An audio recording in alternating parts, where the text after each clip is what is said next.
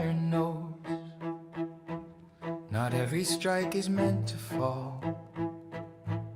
A moment held, a breath between, is where the craft is forged at all. The clock is not a threat or law, it only marks the open ground. What moves too fast will miss its shape, what waits too long is never found.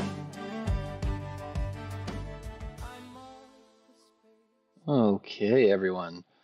That is our intro song for the fourth Forgeworks Grimoire. We're going to head and stop that. And we're going to actually get right into it here. And I'll play us out with that song. But welcome, Gilder, to the Forgeworks Grimoire, a guided journey through the artifacts, the personas, and the practitioner wisdom shaping the future of enrollment strategy. I'm David Dysart, and in each episode, we light the forge around a new chapter of the enrollment engine, not just to observe it, but to actually build it. From behavior streaks to counselor workflows, email triggers to aid thresholds, this isn't just feature engineering, it's feature storytelling. With every filter and join, we're crafting a clearer, smarter, more human student experience. So, whether you're a Slate Right, a strategist, or still finding your place in the Grimoire, let's see how the adaptive engagement engine takes shape today. As with all of our Forgeworks Grimoire trainings, we start today with a tarot reading. And today we are in the time of recruitment, when the first flames are lit and our messages begin to dance through inboxes and calendars. Next, we draw the topic, today's artifact of attention. This episode focuses on timing. We join the flow of time to better understand the nuanced tapestry of student engagement. The third card, the Practitioner, reveals our guide. Today, we learn from the Chronologian, who binds behavior to the tick of student and of institutional time. And finally, the one we serve. The student persona drawn from the deck today is Practitioner Page, who waits until the last possible moment to act. The forge is not quiet. It's tense. The Chronologian stands before a ring of anvils, each etched with a round name. Early action, regular, the lapping waves of transfers. He does not strike. He watches the space between strikes. Deadlines, he says, do not cause motion. They reveal it. And a student moves early and fades. Another waits, then rushes. A third circles the anvils and never comes closer. The mistake, the Chronologian continues, is thinking that the date tells us what to do. The date only tells us where we are. He turns to the table and says, now we decide when action, inspired response. Our persona today page didn't register for the info session until 10 minutes before it started.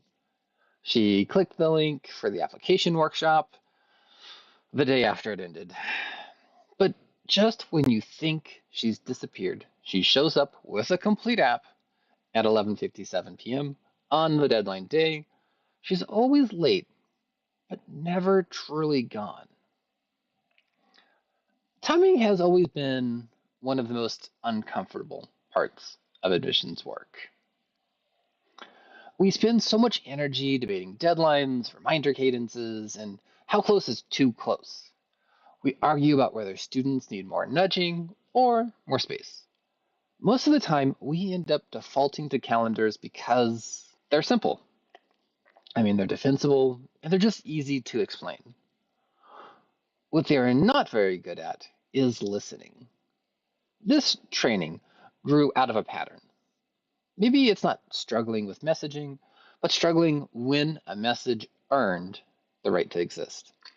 The same outreach could help one student and annoy another, purely because of timing and context. That is where the adaptive engagement engine comes from.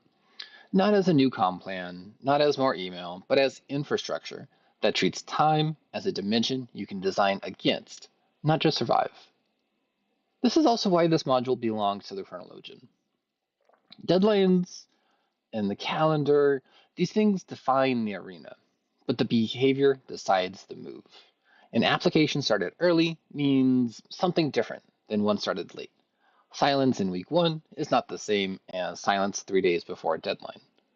The calendar tells you where you are, the signals tell you what to do. And today we are going to build a timing first engagement engine inside of Slate. We'll focus on application windows, signal priority, intensity rules, and help outreach land better without just adding noise.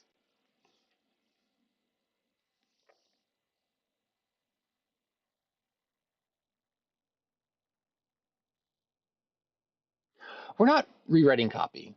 We're not judging a student. We're making the system smarter about when to act and when to wait. It gives everyone in the room a shared framework, something you can point to and say, this is why that message happened, and this is why this one did not. Let's step into the clockwork. So today we're going to do two things. We're briefly going to talk about building a student journey map and an engagement guide. Now, if we're going to time our institutional engagements based on student behaviors and timelines, we actually need to know what their student journey is. So let's sketch out some basic columns, add a couple of rows just so we can get an understanding of what this process is before we move to the Slate side of things. We can map it chronologically, so maybe we just want to look at our different life cycles. Oh, and I'm also the worst at typing while doing these, so this should be fun for everybody but me. And maybe where you want to look at like a touch point, the behavior around that touch point, the timing, what a contingency would be.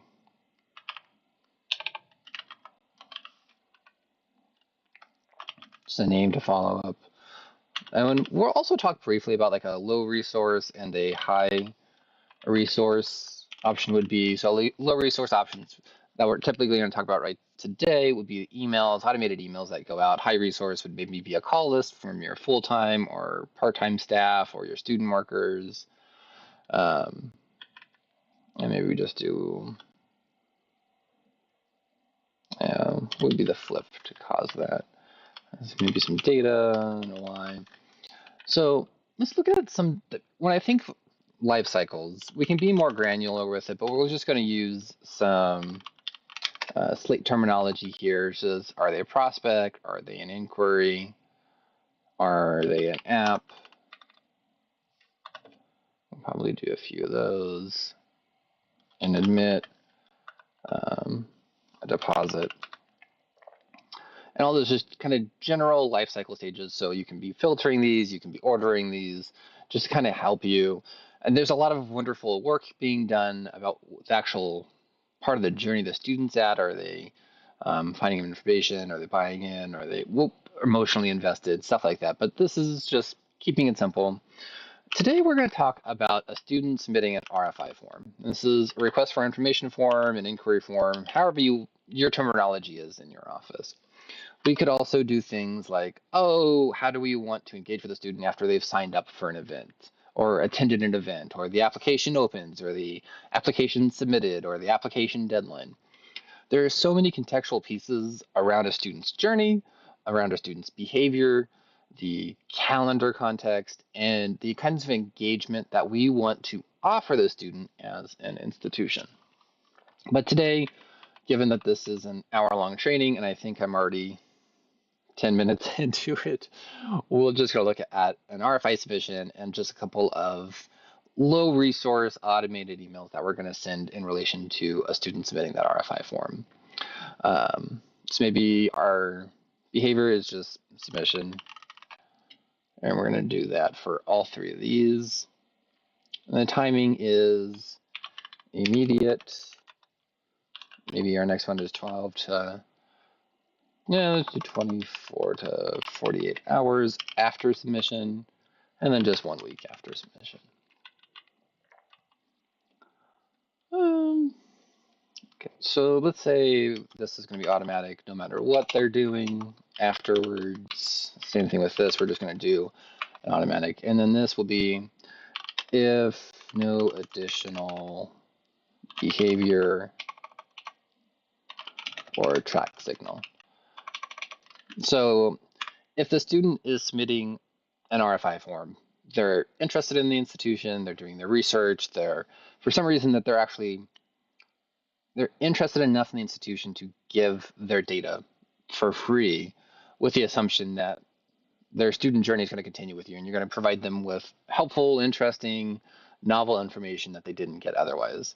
And this becomes especially more true as we're getting more of those zero-click or GEO or AEO, all the different terminology people are trying to coin around people not necessarily going and clicking around your website or submitting these forms.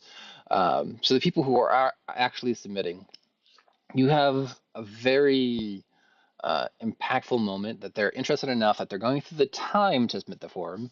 And I've seen a lot of forms. Some of them are not that easy to submit. So you've got their interest enough to actually be engaging with you. And if in the following week there's no other tracked behavior, whether that's ping data, signing up for an event, emailing, opening an email, whatever, however we want to categorize this additional behaviors. If they're interested enough and all of a sudden they're just silent for a week, I think that there needs to be something that the institution is going to be doing to re-engage that student.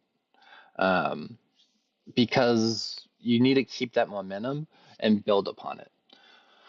So maybe just for an easy name, we're just going to call this a confirmation.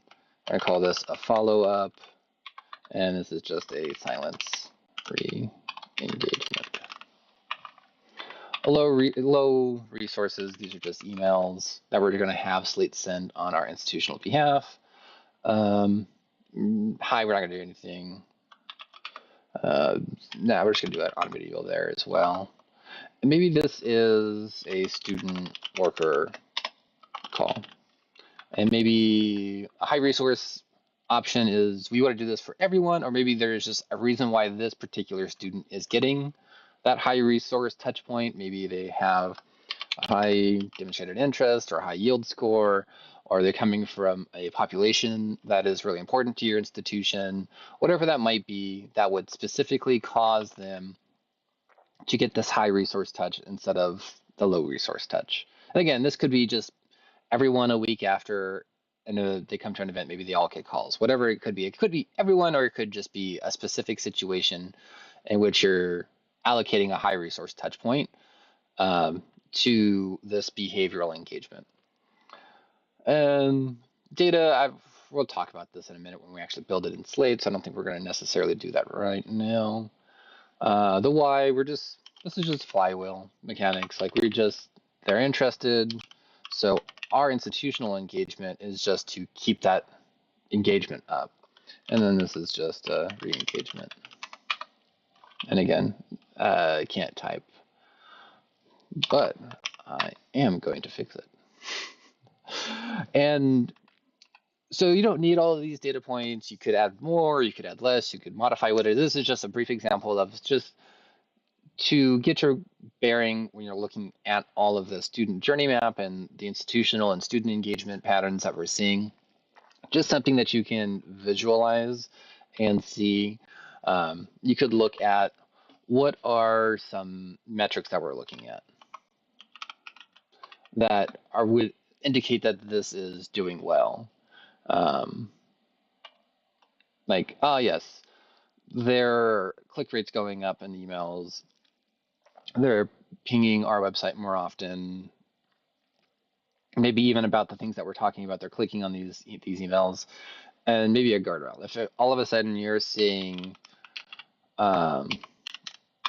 maybe the typical email gets 0.01% spam and opt-outs, but this is getting a 7% opt-out. Like, okay, hard stop. We're going to stop this experiment. We're just going to roll this back. We're going to examine why we're seeing this, or withdrawals around application behavior.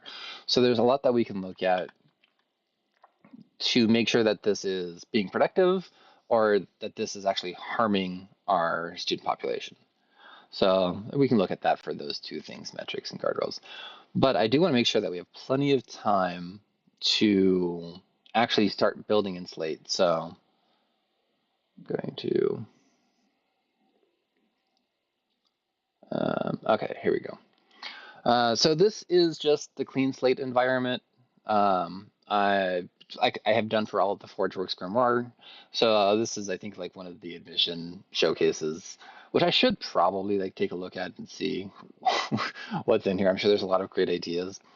But this is just as a helpful sandbox for us to play in when we're doing the Forgeworks Grimoires. So maybe this is just an adaptive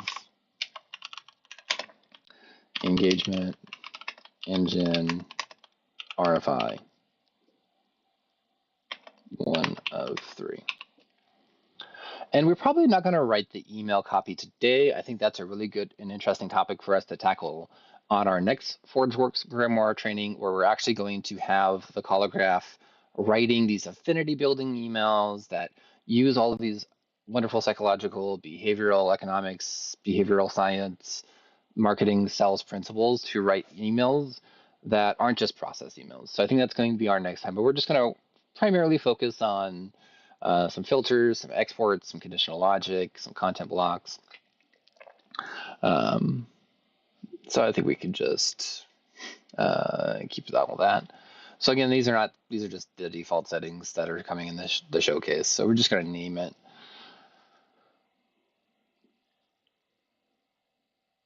Okay, so we're going to do 3 emails again. It's that confirmation email. It's the kind of curiosity capture a day or two after they submit the RFI form. And then again, if a week later they're just not engaging with us after that RFI submission, we're going to send another email that is as tailored as possible. We're not going to build, I like a nice short inquiry form that just has half a dozen data points, the stuff that you need in Slate, and then a nice automatic redirect to a longer Slate form that allows you to capture all of the interested parties without getting those stop outs of people like, I'm not going to answer a 25 question RFI form. But the folks that are interested are going to stick with you. They're going to fill out that second form. You're going to pre-fill the name and all of that stuff for them, because that redirect, you're just going to include their GUID. So hopefully when they submit the RFI form, you do have some additional data points. We're not going to focus on that right now. We're primarily going to work with some American Community Survey, ACS data that just comes pre-built in Slate. I think this had a first gen field already built into the showcase. And then I think I just added an engagement score for us to play around with. So let's go ahead and edit our recipient list. We're going to make one. Of course, great opportunities to build templates and have configurable joins libraries to kind of speed up these processes. This is a clean slate, so I don't have any of that. So we're just going to do adaptive engagement engine, RFI form. So we're going to do this in configurable joins. Just going to do parsing, so it's just an RFI form. Yeah, that's a huge fake data set they've generated for us. That's great. Way to go, Technolutions. There's so many like fun little things. Like, wow, that is a lot of effort they probably put into generate that many fake records for us to just kind of play around with. So our first email here, it's just an automated confirmation email. To do this, you'd probably go through like the form and just attach it through the RFI piece. That actual form, I just not building a form to do these as form templates. I mean, form delivers. I'm just going to build this and deliver for simplicity's sake. But yeah, definitely explore those options, because you can also have those send like event template communications, form communications. You can have additional filters in those set up. to send dynamically and upon specification. So definitely do that when you're doing these kinds of things if you're doing this based off of form submission. So this first confirmation email, just a follow-up.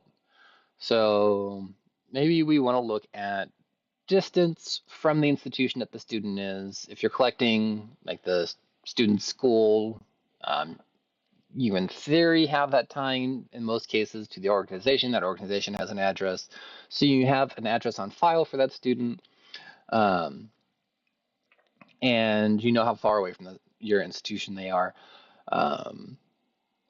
Like I said, I think it has first info. We can pull that and just deliver some context around that relationship building of a first generation student. And then I think to determine if we want our CTA to be like a visit virtually or a visit campus, maybe we want people who are near campus to visit in person, just because it's an easier call. Maybe we want, if they are further out and have a high income proxy ACS data, we can also have that as an in-person call to action or a virtual call to action for other folks that are further away. So let's start building that. So we can get distance. And one thing that I'm always the worst at is I don't embed my fancy subqueries far enough in, and I always have to like rebuild them because like, oh, I wanted to create ranges or bands for this. So we're just going to have like a formula sitting up front here, and then we're going to do another subquery export, just so if we want to do any kind of modification with it, we can. Maybe kind of create that into like an existence flag or some other way we want to work with this. So we're going to look at distance from campus, and yeah, we're probably going to coalesce this because we'll look at the student's school address, and then maybe we'll just look at like permanent address as well. So we're going to join from the person to the school one. You might have to do something fancy like school by level of study, rank. We're just going to do school by rank overall. It's just going to be that highest priority school that's on their Slate record. Now, generally, best practice would not be to pull the address from that school record. You want to then join from school to organizations. And then you want to pull that, and the organization is basically Slate's system of record of organizations.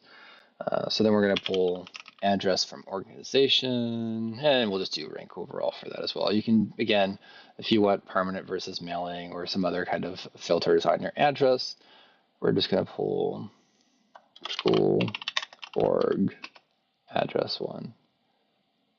Always helpful to rename things like that, especially since I'm going to be also doing an address. And maybe for person, we want to do address by type and rank. We want permanent, rank one. So the number one rank permanent address.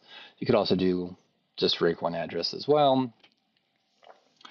And then we're probably just going to go ahead and rename this perm address rank one. Again, it just kind of clears it up. So when you're doing your filters and exports, you'll know what that is. So we have our joins. So now we can start adding some exports. And we want to maybe longitude, latitude would probably be the best way to do this. So school org address rank one. So how far is that student's school address or the organization address from that school? I probably should have pulled longitude and latitude for this, but I don't, so I'm just going to do 10. So how many miles is that student's address from that longitude latitude? You can Google your institution's longitude and latitude, and then we're going to create another one for the student's permanent one address. So, and we're going to add that 10. Actually, I have no idea. I should Google where this is after this. I'm not going to remember to, but so coalesce essentially tells you like, oh, if this value does not exist, then go to the next one. And what could be interesting is maybe you don't want to know a student's school address if it's international. So maybe we do school address and we filter this by country. Because maybe if the student's school address or permanent address is in a different country, but the inverse is not, let's just say United States. So if they're not in the United States, they're essentially going to just not have a value here, and it'll check down to the next one. So we do our latitude, longitude, and that'll be 10.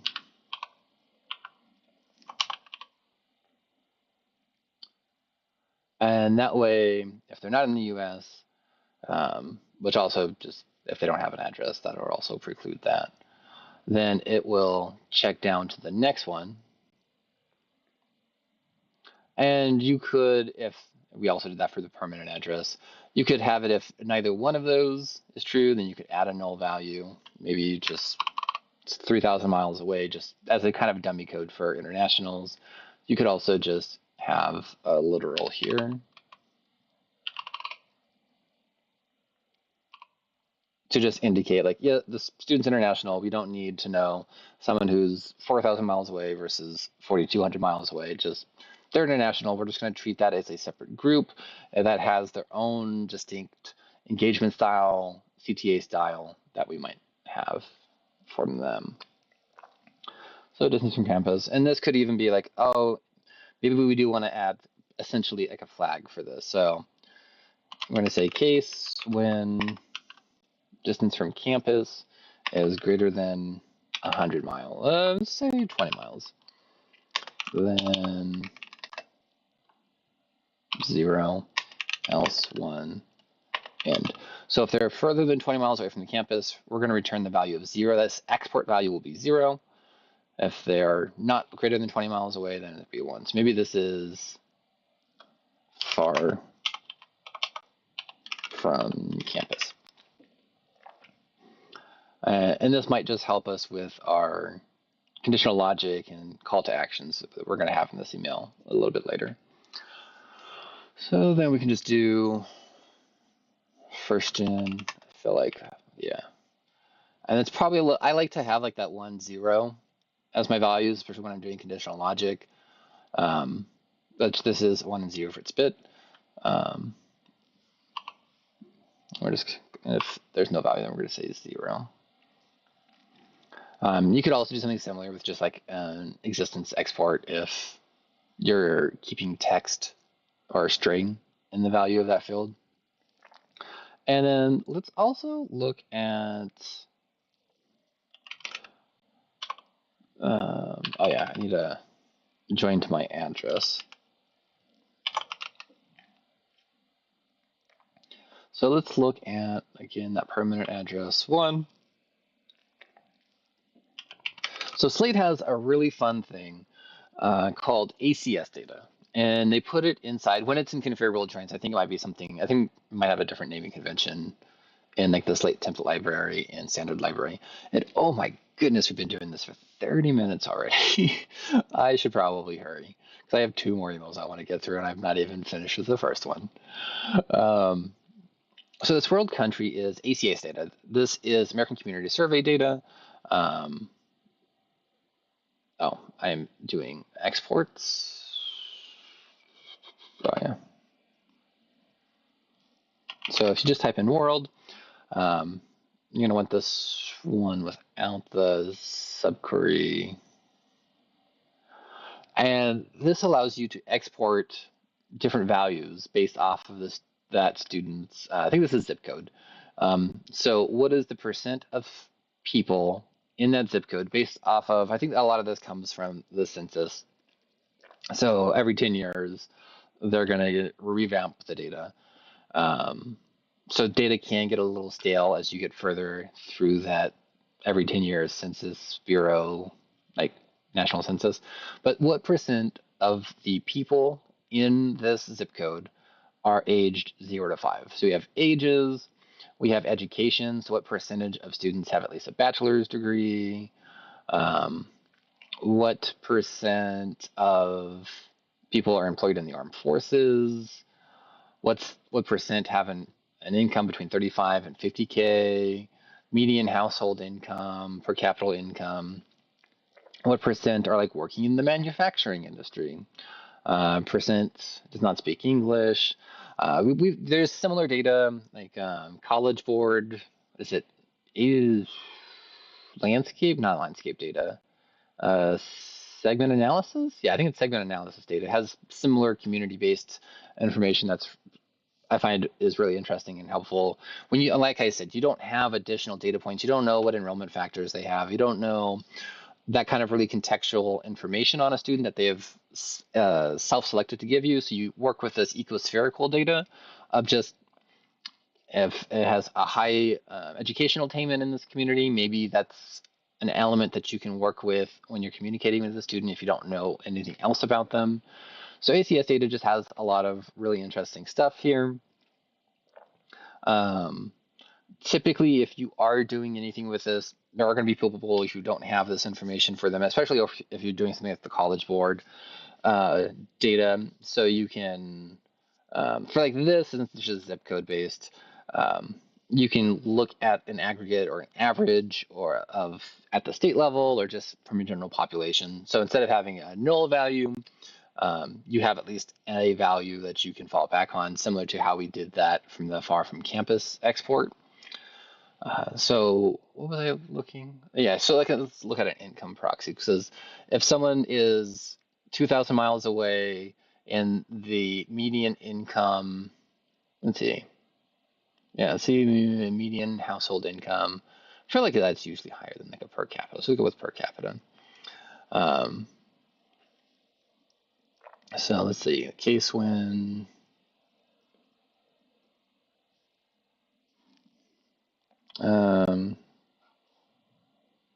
What's a way to put this? ACS. Um,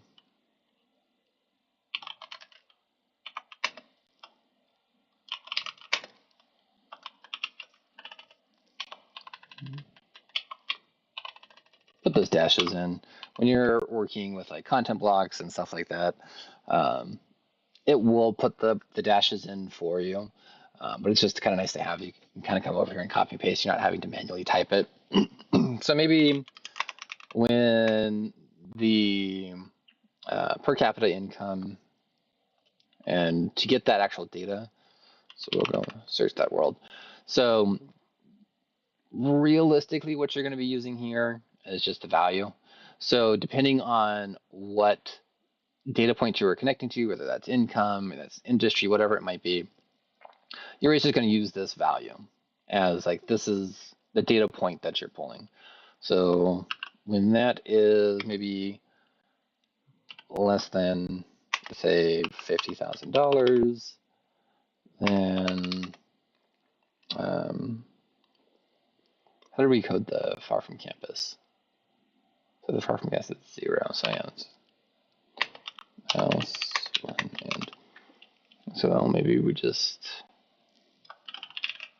or income visit. So yeah, it might not behoove you after a student submits an RFI form, which is likely kind of one of those first hand raising points. If they live far away from you, you know that a lot of folks in that community don't make a ton of money. Why are you going to ask them to visit your campus? Maybe you're going to throw them a virtual visit, virtual tour, or learn more, something like that.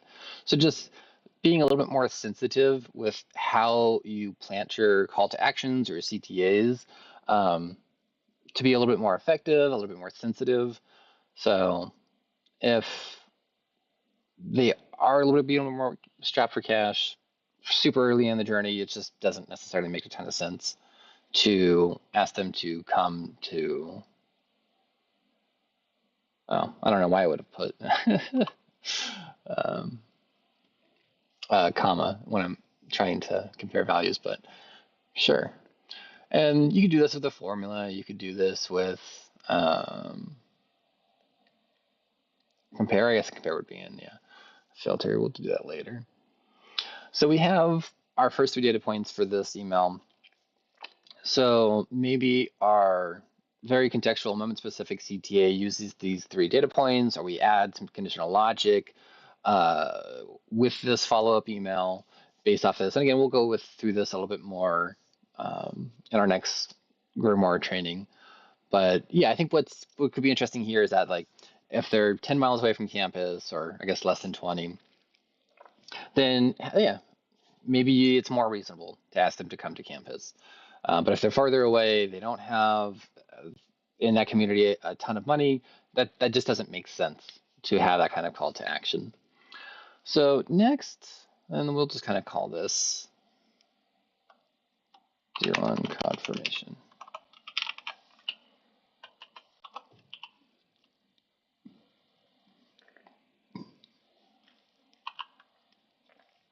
And we're just going to kind of call this curiosity capture.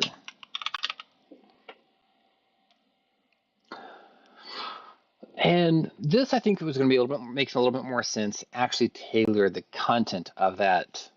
Maybe it's a 1 day later email, 2 day later email, based off of how much email the student's already going to be getting, based off entering your inquiry flow and your campaigns, or just how much email you're sending in general, or if you have a vendor sending email. Make sure that you're not flooding a student with email, but we are trying to keep that engagement momentum up, and we're trying to find ways to engage the student when we already know we do have them interested. So I think what could be interesting here is maybe we throw a dynamic content block call to action button at the end of the email.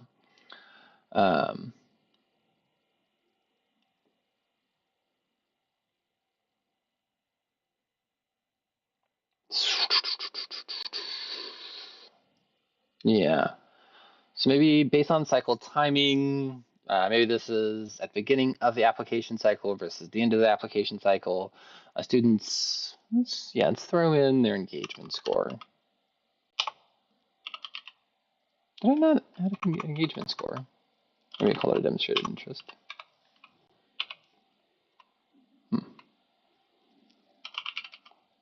I might not have. Oh, this was a while ago though. So I'm pretty sure I added a field. Or was it an engagement field? Yeah, an engagement score. I probably just didn't add. It probably just needs to be refreshed because it's a clean slate. I assumed since I did this yesterday, it would be available by now, but maybe not.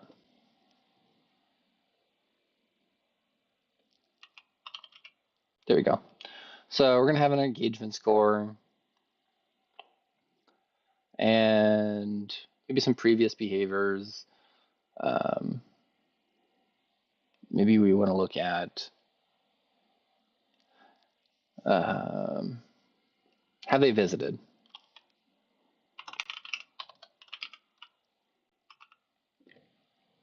I guess if they're submitting an R5 form, they probably haven't visited, but yeah, maybe let's just do timing.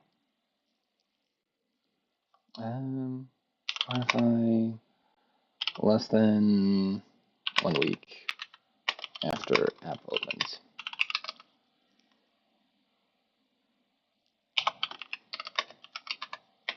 This is the part where not rehearsing these comes down. It's like, I didn't really think this one through very much, or if I did, I didn't write it down, so I don't know. So let's do a comparison.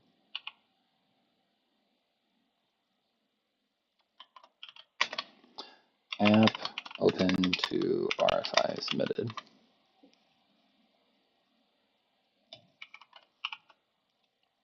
So we're just going to do comparisons. We're going to compare 2 dates essentially. So maybe app opens on 8/1/2026, and you could do something dynamic to be like current year. But we are already 40 minutes in.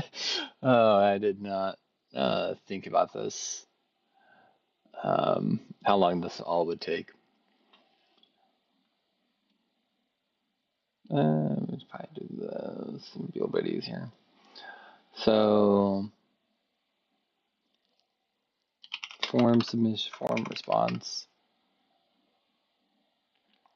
And this would be a little bit easier if we were building this actually in the form communications. So we're going to do all forms and events. Let's actually do, I think it'll be easier to just stash these here. RFI submission, form response, R forms and events. Awesome. We're going to make our base that form response. We're going to filter it. We'll probably have a title of some kind of inquiry form. It's fine. Let's just kind of call this net price calculator for ease of right now. So we're only going to be looking at form responses in that title. And let's say RFI date. And submission date.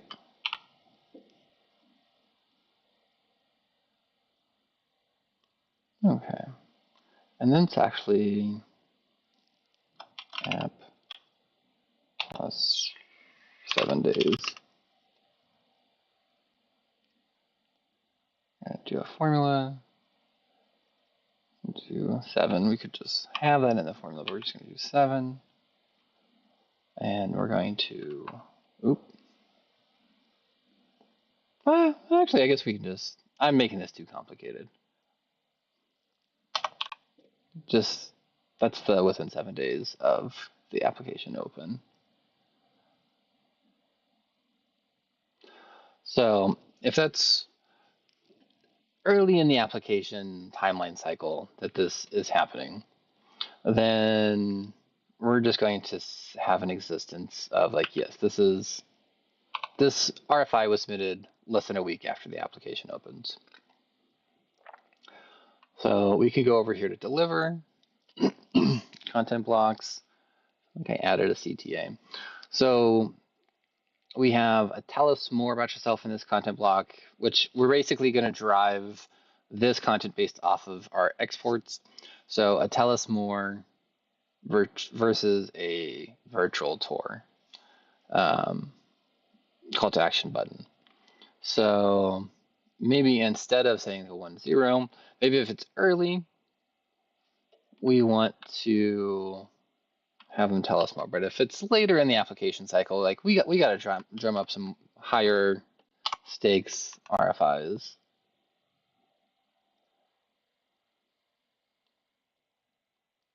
But if it's early in the application cycle, it's okay. They can tell us more. We're not going to hard sell them on a virtual tour.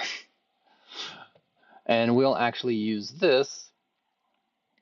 And again, probably just want to put some dashes in this to make this a little bit easier.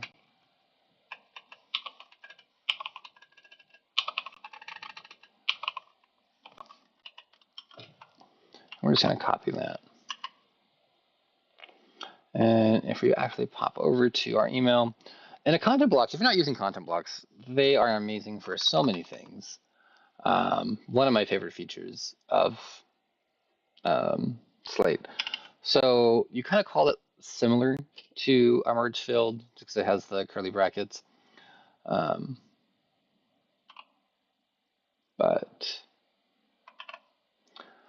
So this is the actual export that's going to be driving the data. So again, if it's early in the cycle, it's actually going to return the text value of tell us more. If it's later in the cycle, it's actually going to return the text value of virtual tour. And we could do much fancier formula looking at like actual date versus prior behaviors versus DECA DI score, whatever it is. Again, how far from the campus they are, things like that. If they visited before, don't have a call to action to visit. That is, but for the sake of time, I think we should be moving along. So we just have our bar. And then they still call it a snippet in the code here. They've rebranded this to content blocks a long time ago. And then in quotation marks, we're just going to call what is the key to that content block. And then we're just going to, and then that's just automatically going to close it out with the curly brackets. So now, based off of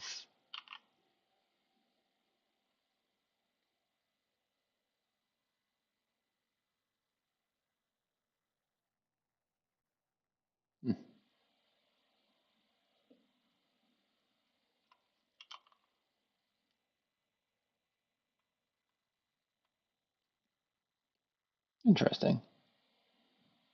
What not? Oh, okay. Yes, again, if I could type it all, that would be fantastic. Yeah, I can't forget the colon there. So let's then quickly talk about that third email. Maybe since about a week after. They haven't clicked on any emails. They haven't visited the site. They haven't submitted a form, anything like that. So let's look at, maybe we only want to email folks that have like no ping activity. So we're gonna ping none since RFI. So again, we're kind of going to look at this existence. I'm going to do a comparison. I guess we can just do a comparison at this point. So let's join to ping.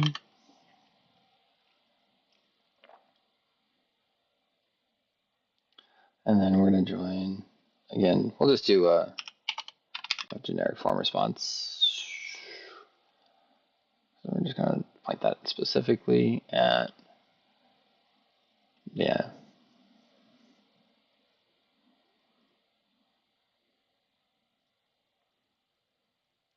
So we're only going to send this if the ping date timestamp. And you're going to want to filter that. I should have done this, but sorted the pings by like most recent, because this is going to give you a ping's timestamp, but not necessarily ordered in any particular way. So that should have been a subquery export sorting it, but that's not what I did. So, and then we're going to look at that submission.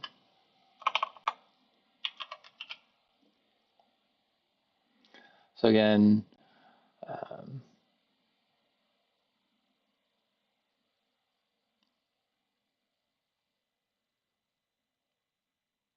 that's why I wanted to do the existence. Should have trusted my gut.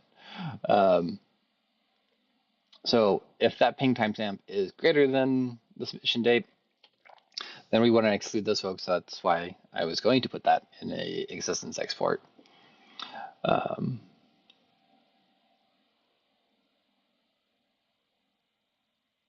Yeah. Okay, it's fine. We don't have time to build that again.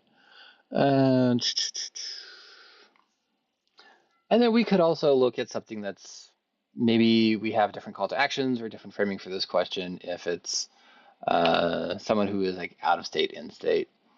So we can look at, again, that address. So it exists. Maybe we want to call this in state. And we can filter this to region. Oh, I guess it's state when it's a filter.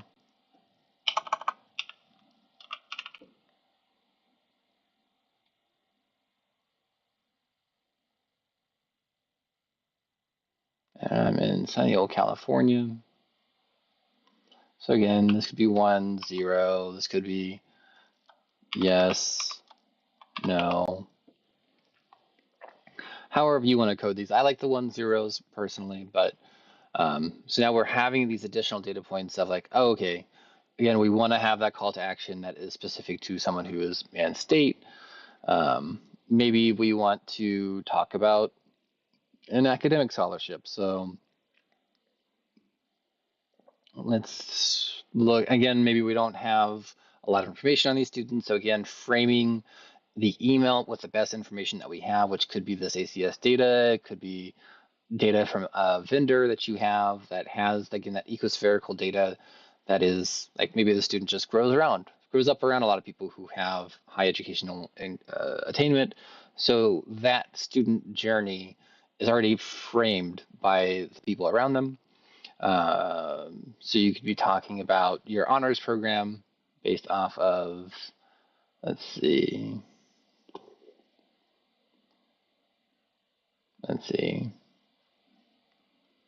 percent with at least a graduate or professional degree. Or you could frame like, oh, students who come here go to these grad programs. So when that value, so again, we don't have to do any changes to our export, the value is just the value. So if that is greater than 20,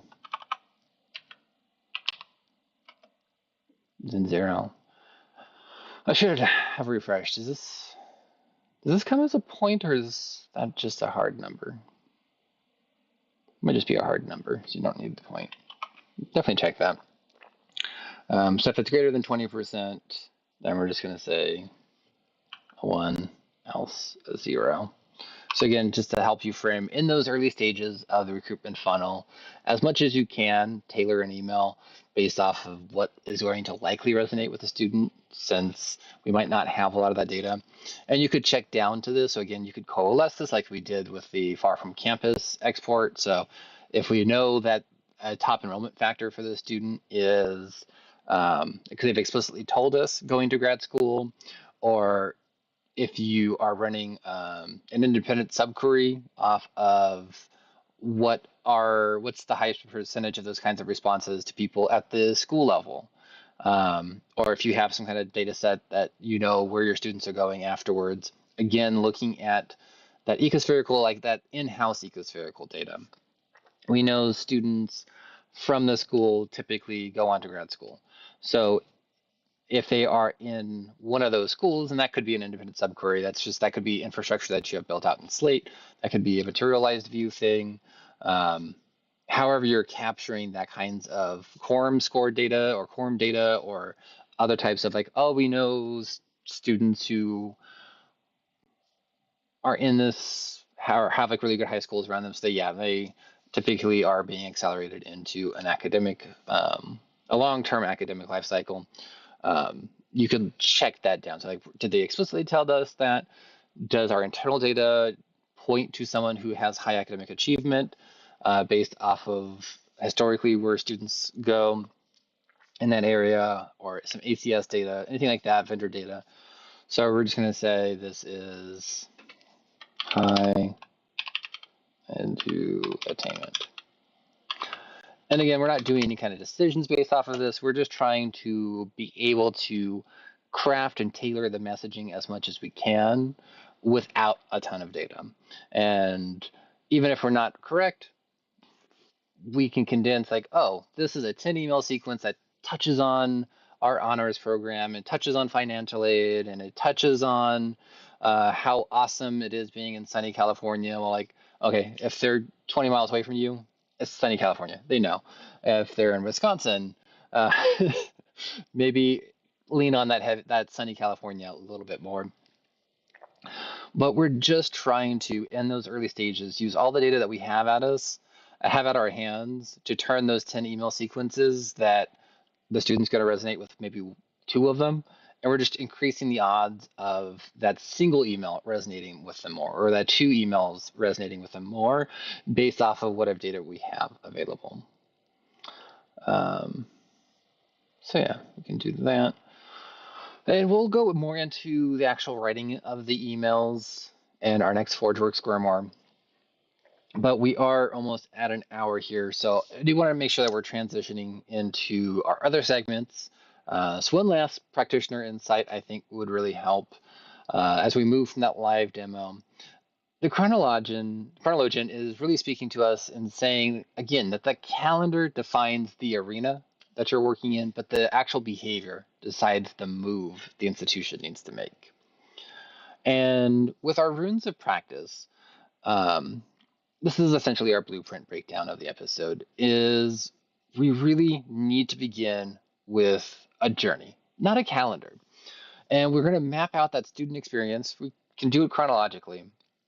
And then we really need to identify those moments that matter, because the engagement should meaningfully respond to that milestone, to the behavior, or any kind of informative silences that the student is giving us, not just an arbitrary date of, oh, it's December 3rd. We always send this nudge to finish the application, to complete their checklist.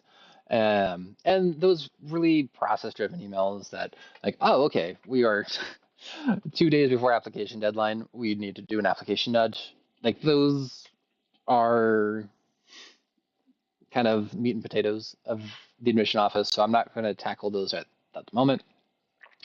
But really, as much as we can craft the institutional engagements to the student journey, where they are at the moment, what they're doing, what they're indicating to us, what signals they're giving us, we really need to be able to ingest that data, and craft a really human forward response. And we'll talk later about how to do more of the along the lines, the call lists, the informative pieces, so that your staff are fully empowered to engage with that student again at that really human level. At a glance, they don't have to look at a student's file for 20 minutes to be prepared for a phone call with a student. But there is going to be a lot of lift that Slate is doing automatically, and being able to craft these emails ahead of time to engage with the student where they are, what they're telling us, or just what we can glean possibly is that is informative, is so important. And we're going to be using the exports, the filters, conditional logic, content blocks to create these durable signals and act on them. So we need to track whether something has happened, whether anything has happened since that moment that matters. These indicators should persist and update automatically and just remain readable across the entire funnel. And it is so important to anchor these early engagements with confirmations and redirections. And we're pairing every initial action with a clear confirmation and a low friction next step. They don't need an 800, they're interested, they don't need an 800 word block of text sent at them. Redirect as a short form to those longer forms for exploration without pressure. Segmenting lightly using the context, not just assumptions that they want to get all 10 of your emails. Things like distance, first generation flags, income proxies shape how you can frame, especially these really early opportunities. And we're not building anything, we're not promising anything based off of these, but we're just at these early stages using the data that we have available that can help inform what kinds of communications and engagements might land better for these students. Yeah, we're just using these signals to guide the modality and the tone. We don't have that more concrete data. And then let silence really earn its response. A silence break should only trigger after a fair waiting period. So these are things like no opens, no tracked activities, 7 to 10 days later, even though they had enough interest to take the time to submit that RFI form. It's a signal, it's not a failure. We just are trying to understand the human journey that they're going through and help curate it and help be a resource for them as much as we can.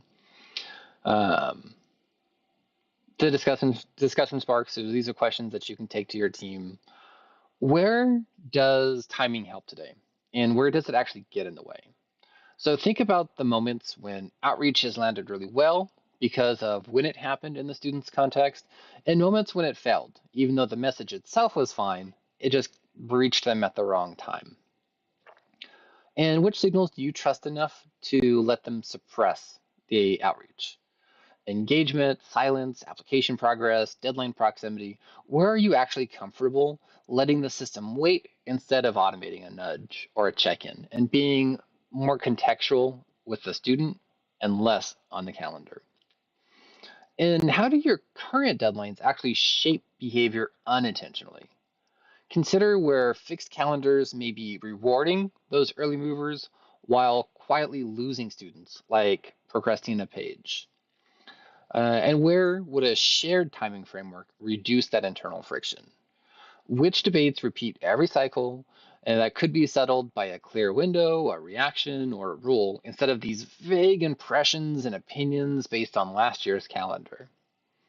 And what is that smallest timing change that would have the biggest impact this year? Not a full rebuild, it's just one behavior, one window, and one trigger that you can do today. And our Forge trial. Let's dig into that last piece a little bit more. In your own Slate environment, go ahead and build one timing driven engagement window and test how it behaves. So choose a real moment, select one life cycle stage, one concrete action. This could be the application, uh, like the open of the application. It could be a student starting an application. It could be them submitting the application. It could be an event registration or an event attendance. It could be decision released or decision received. How are they behaving after those points? You have so much more data on the student. The student is so much more invested at each one of those phases that the amount of work that you can do and the impact that you can make with that engagement just increases exponentially. Like, don't choose a deadline though. Let's actually start with the action. The student starting submitting the application, student signing up for or attending an event, a decision being received. What are they doing around those moments? The next step though would be define the window. So create a clear timing window tied to that action. For example, we saw 24 hours, 7 days after submission. What if they're doing no progress? What if we're not tracking any engagement for them? Write down why this window exists and what it's actually waiting for. So we did a week after the RFI form. We could have done a shorter window, but that window becomes more critical the further along we are. So they saw their admission letter, they saw the financial aid letter, and if they're not doing anything, that becomes a much louder silence becomes a lot louder when they know how much money you're giving them. They know that they've been admitted. If they're checked out at that point, that's a blaring signal for you. Maybe they're unhappy with their financial aid. Maybe they read the letter and they're like, I have no idea what any of this means. And they just kind of took that step back because it was overwhelming. I don't know how to read this. This is jargon. And there's tons of resources that you can provide on a student's portal to help them with that process and counseling and all of that. But like, what is the silence telling you loud and clear? And then it's step 3. So it's build the eligible filter. So it's using queries, filters, rules to define who's inside that window that we're going to engage. This could be including existence logic for the actual action, suppression and recent engagements or recent outreach that we've done. Just keep it readable. If you can't explain it, then you have to simplify it. That's probably advice that I should take with these trainings. Step 4, assign an intensity. Decide what level of response this window's earn. Like I said, low resource, it's an email automation, SMS text automation, but based off of either the population or just the actual milestone, moment that matter, behavior, however you want to call it. Maybe that's a full-time staff member or a student worker who's actually going to perform some kind of outreach. Call them, text them, whatever it could be, like live in person. This is an important moment. This is an important student. We will prioritize this with a high resource touch. Or if it's no action at all. Again, not every behavior, not every window warrants an action. So really prioritizing, you only have so much time and resources to write these automated emails, build really fancy recipient lists, actually dial a phone number to call these students. So really prioritize your time building and reaching out to students. Your human resources are your most valuable resources. There's so much that your Slate people could be doing. There's so much stuff that your comms people could be doing. There's so much that your counselors could be doing that if you're going to put their time on this, it has to be in these really important moments that are actually going to have an impact on your students. And then last up, test it backwards. Run the filter against last year's data. Look at who would have been contacted, looked at who would have been suppressed from those kinds of outreaches. Don't judge the student, judge the timing itself, and then just reflect. What surprised you about who showed up in the window who would have gotten it, how that could have affected their journey, and what surprised you about who didn't show up in that possible outreach? If this window feels reasonable, you've built the actual infrastructure. If it feels uncomfortable, you found the right place to start refining and tweaking your process. And as a little bit of a foreshadow of our next Forgeworks Grimoire training, we have the holograph. They're going to take the helm, turning engagement into narrative and timing into trust. And with that, we're going to close the Grimoire. Today, you've added another page to your Forgeworks Grimoire. The tools you shaped here, both the technical and the strategy, are now yours to carry back to your own forge. Take the time to complete the forge trial and record your reflections in your personal spellbook. Our cycle continues. When we next meet, our new practitioner will step from the shadows and another piece of enrollment craft will be revealed. Until then, may your work bridge the veil between the realms of data and understanding.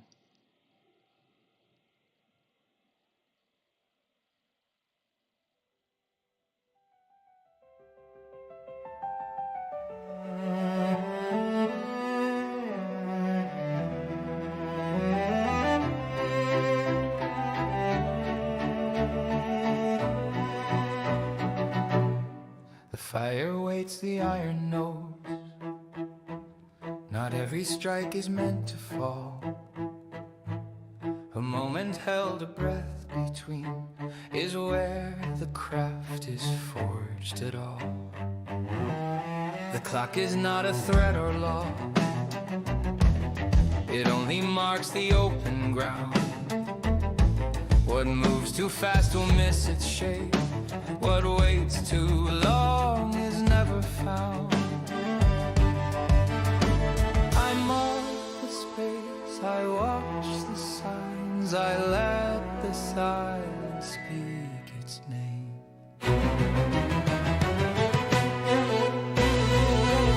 There is a measure between the hits, a space where meaning lives or quits. Not too soon, not left behind. I work the hour, not the line. The art is knowing when to move, the art is knowing when to wait. I do not chase the turning hands, I choose the moment that they make.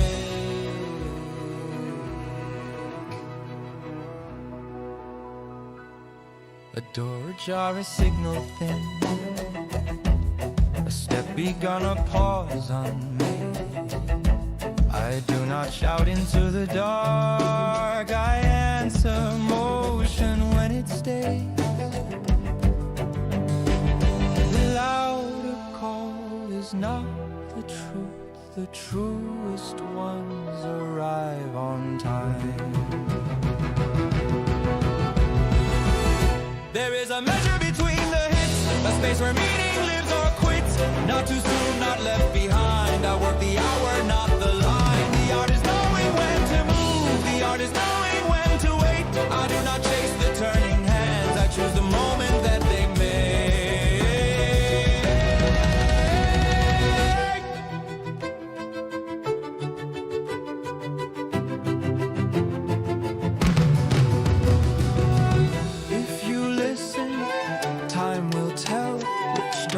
are noise, which doors are real. Hold the count, respect the gap, let motion earn the next impact.